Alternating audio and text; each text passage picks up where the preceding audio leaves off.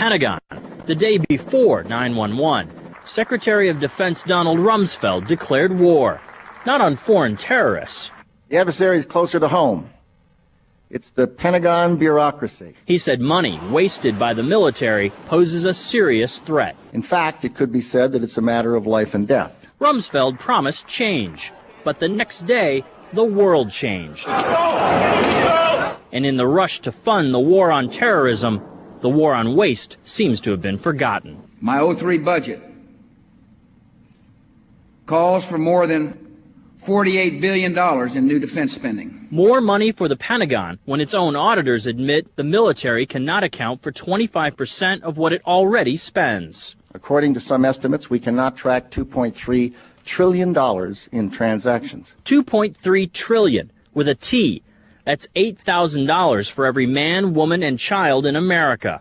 To understand how the Pentagon can lose track of trillions, consider the case of one military accountant who tried to find out what happened to a mere $300 million. We know it's gone, but we don't know what they spent it on.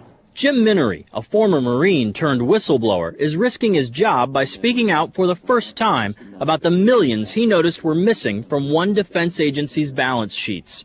Minery tried to follow the money trail, even crisscrossing the country looking for records. The director looked at me and he says, "Why do you care about this stuff?" It took me aback, you know.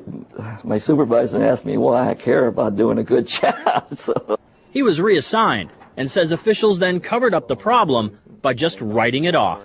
They got to cover it up. That's where the corruption comes in. They've got to cover up the fact that they can't do the job. The Pentagon's Inspector General partially substantiated several of Minery's allegations, but could not prove officials tried to manipulate the financial statements. 20 years ago, Pentagon employee Franklin C. Spinney made headlines exposing what he calls the accounting games.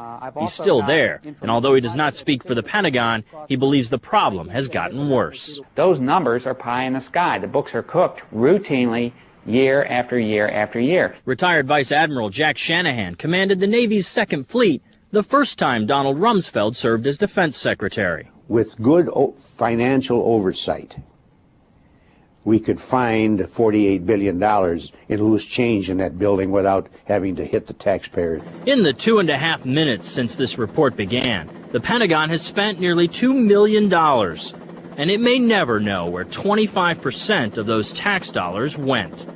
In Los Angeles, I'm Vince Gonzalez for Eye on America.